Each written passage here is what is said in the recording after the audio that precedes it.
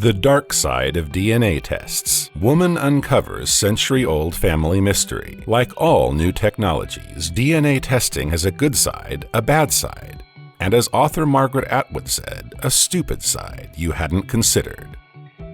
8 years ago, 72-year-old Washington native Alice Collins Plobelch made a decision that would change her life forever.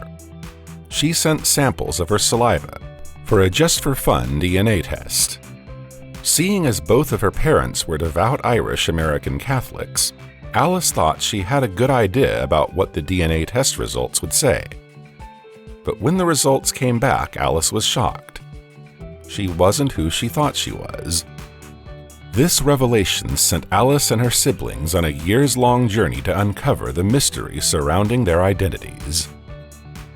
Hey there, Viral Videos here. Before we go on, like the video, smash the subscribe button, and click the notification bell. We post the most beautiful, amazing, and scary videos every single day. Let's proceed with the video. Questions about her family had preoccupied Alice for years. Her mother, who was named Alice, was into genealogy. She kept an old family book with the handwritten names and births and deaths of their relatives. Alice found her mother's side easy to follow, even before genealogy records were available online. Her mother was Irish on one side and Scottish and English on the other. Some of her relatives had even been in America as far back as colonial times. And Alice was able to trace some of her mother's ancestors back to the 1500s. But with each update to her mother's lineage, Alice felt guilty because her father's side of the family was a different story. "My dad had nothing. He had no history," she told journalist and author Libby Copeland. Her father, Jim Collins, was the son of Irish immigrants. He knew little of his family's history. His mother had passed away when Jim was just a baby, and his father was unable to care for him and his older siblings, so he gave them away to a Catholic orphanage. For most of his life, Jim didn't know what year he was born in, believing he was a year older than he really was. As her father grew older, Alice decided it was time to dive into his lineage and discover where he came from. Before she began the project, she had already known some of the details of his childhood. She knew that living in the orphanage had been hard. Alice knew that her father had most likely been malnourished while living there, because a doctor later told him that this most likely explained his small build. She also knew that he had left the orphanage in his teens and was a rebel before he joined the U.S. Army Corps of Engineers and married her mother. She also knew that her father had a sister who had died when she was younger, and a brother he was not close with. Jim was also a devout Catholic, who cooked a wicked corned beef on St. Paddy's Day. But what Alice didn't know was where he came from and what happened to his parents. When her father died in 1999, Alice couldn't really tell him more than he already knew. In the years that followed, however, Alice was able to find some sort of paper trail. Jim was born in a working-class neighborhood in the Bronx, New York. His father, Joseph, worked as a driver, and his mother, Katie, passed away at the age of 32, when Jim was only 9 years old. She also found the name of the orphanage where he grew up. It was the St. Agnes Home and School. And although the school was no longer around, she was able to find the names of some of the sisters who worked there. Alice wrote them a letter asking if they had any helpful information about her father. Besides Jim's admission and discharge dates, the orphanage couldn't provide Alice with any other helpful information. Years passed and Alice's research came up fruitless. Then, in 2012, at-home DNA kits became available. Alice was elated. She had just discovered what she thought was her father's family village in Ireland, and she was considering a trip overseas to see where her grandparents had come from. Alice knew that an at-home DNA test would make her research a whole lot easier, so she put her name down on the company's waiting list. When the tests finally arrived, she and her sister Jerry swabbed their cheeks and sent in their tests. And when the results came back a month later, Alice and Jerry were more than a little confused. only less than 50% of the sisters' DNA results were of Irish, Scottish, and English descent. The other half of her DNA was an unexpected combination of European, Jewish, Eastern European, and Middle Eastern. This was odd, Alice thought, because both of her parents were from the British Isles. Surely, someone at the testing lab had messed up her results or accidentally switched them with someone else's. Alice wrote the testing company a letter explaining their mistake. She decided to take the test again. But when the same test came back for a second time, Alice knew that the report was correct. Several questions popped up in her head. Who were her parents? Did her mother have an affair? Alice was determined to get to the bottom of whatever family secrets had been kept from her. If her parents weren't who they said they were, that meant that Alice, by extension, wasn't who she thought she was. The DNA test results were only the beginning, as they provided Alice with the what, but not the why. While intense research and analysis might intimidate some people, Alice was not thrown off. She had worked as an IT manager at the University of California before she retired. "I did data processing most of my life, and at a fairly sophisticated level," she said in 2017. Alice likes to find patterns in chaos and answers big questions with complex answers. After getting over her initial shock, Alice got straight to work. Maybe her mother had an affair, or her grandmother, but this scenario seemed unlikely. Cheating was out of character for Alice's mother, and all of Alice's siblings shared her father's eyes. Still, the question lingered in the back of her mind.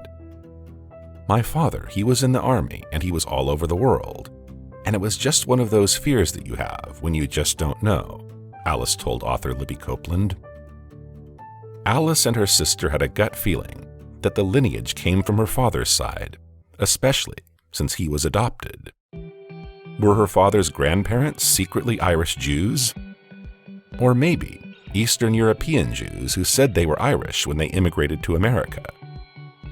As a precaution, Alice had two of her cousins, one on each side, take a DNA test. The results from her maternal cousin came back normal. The two shared 12.5% of the same DNA, meaning that they were first cousins. But the test results from her paternal cousin were peculiar. The test showed that Alice and her cousin, whose mother was Jim Collins' sister, shared no DNA. In other words, the two were complete strangers, genetically speaking, and weren't actually cousins. This also meant that Alice's father's sister wasn't actually his sister. Alice was frustrated with the results, to say the least. Not only was she back to square one, but she was scared of being rejected from her dad's side of the family, since they weren't biologically related. With the data results in front of them, Alice and her sister Jerry came to the conclusion that their father Jim was not related to his parents. "I really lost all my identity," Alice said in 2017. "I felt adrift. I didn't know who I really was."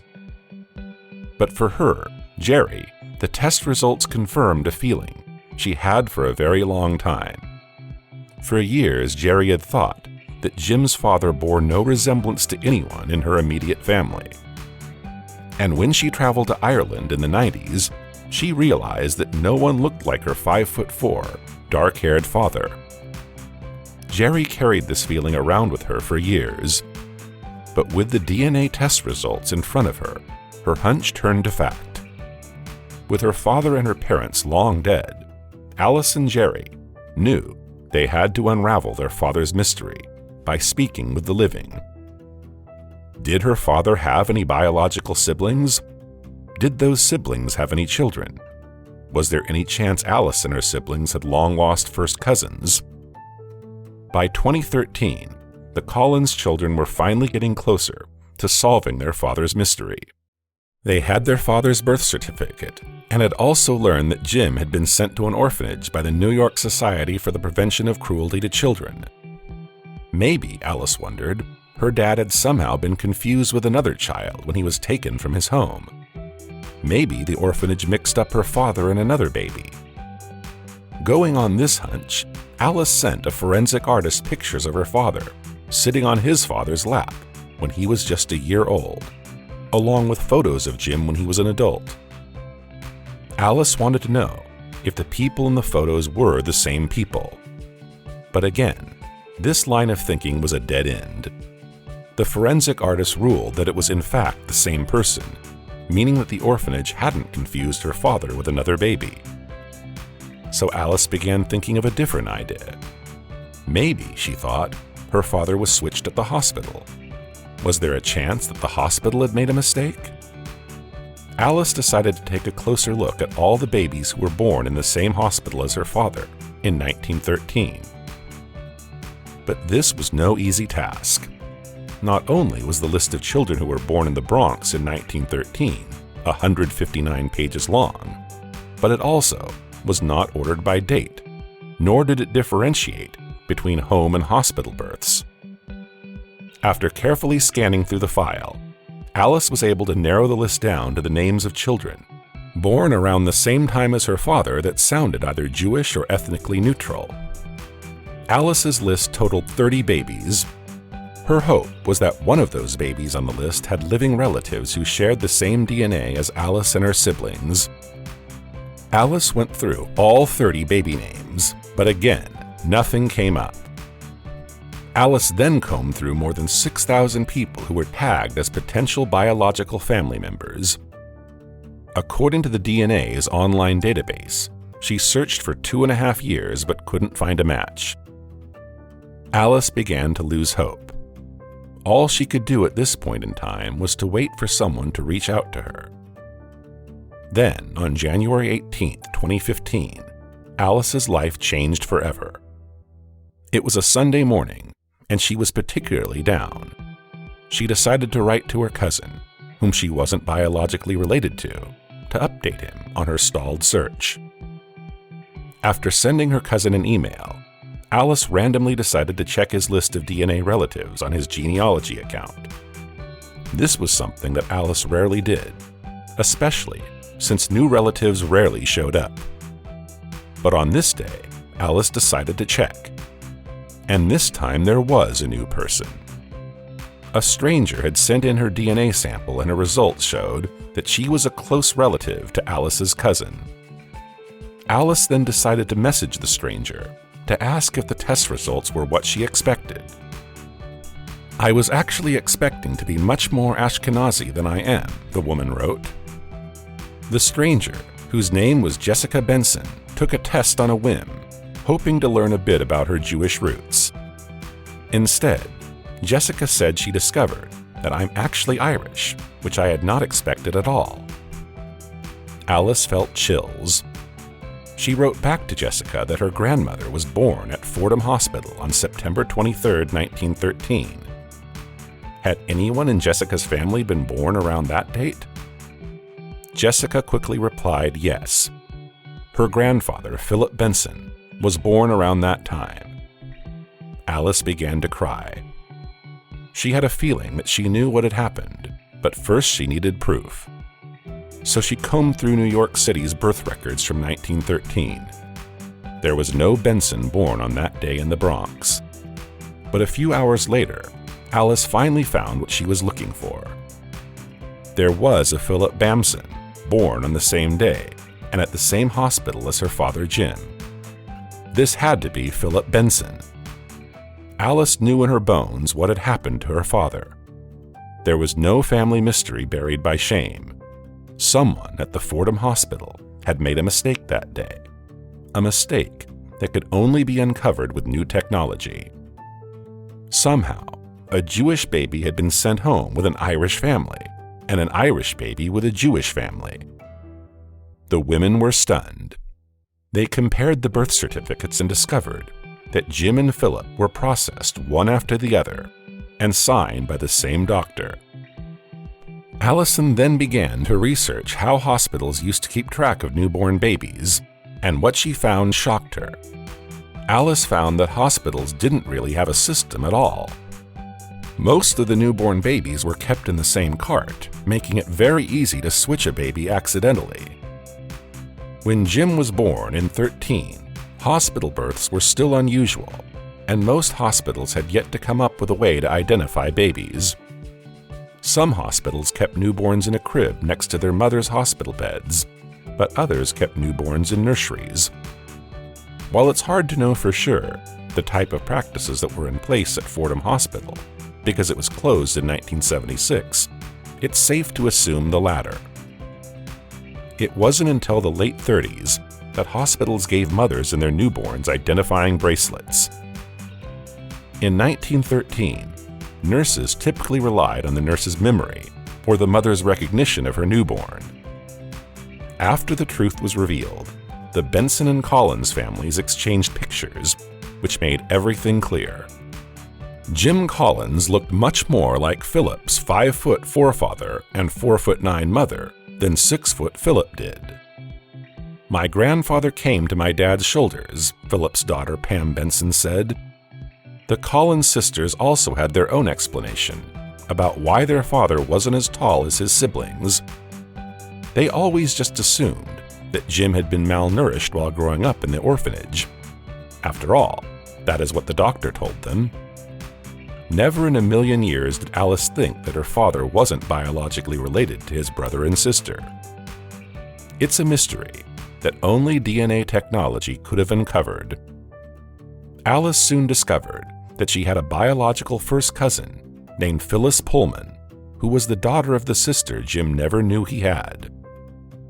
In 2015, Alice decided to fly to Florida to meet her. Sitting on opposite sides of the couch, the two women could have been mistaken for sisters. They definitely shared the same DNA.